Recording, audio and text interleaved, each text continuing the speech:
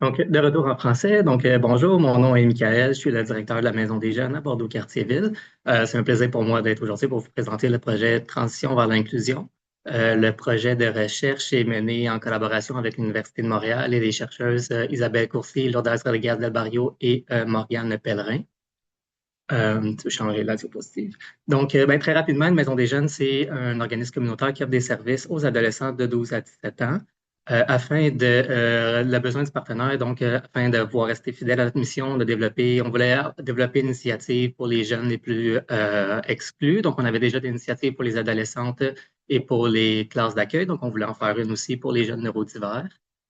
Pour y arriver, on voulait mettre sur pied des pratiques innovantes. Donc, ce qui est important pour nous, c'est d'avoir un projet qui restait gratuit pour favoriser l'accessibilité et que les activités adaptées fassent une transition vers mènent à des activités régulières au lieu que ce soit seulement des activités adaptées qui soient une fin en soi.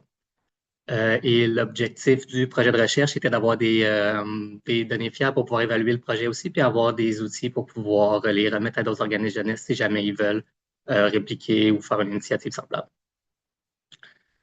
Donc, très sommairement, le projet qui a été développé, c'était d'offrir un moment qui a été choisi comme les lundis pour permettre aux adolescents de venir à la Maison des Jeunes entre 4 heures et 9 heures pour commencer à s'habituer à connaître les intervenants, s'habituer avec les milieux et connaître un peu les activités qui sont faites à la Maison des Jeunes.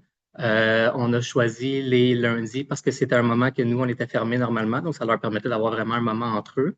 Le moment a aussi été décidé en collaboration avec l'école. Donc, on a fait beaucoup de rencontres avec les professeurs qui, eux, ont ciblé les jeunes qui, eux, croyaient qu'ils étaient le plus prompts à pouvoir faire une transition éventuellement dans les activités régulières de la Maison des jeunes.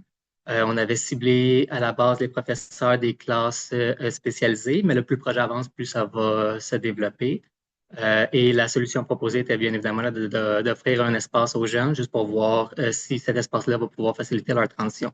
Donc, après ma barre, on avait choisi des activités qu'on pensait qui allaient faciliter la transition. On avait aussi choisi des pères aidants qui allaient pouvoir faciliter la transition aussi. Donc, on était prêt à faciliter la transition vers les activités régulières.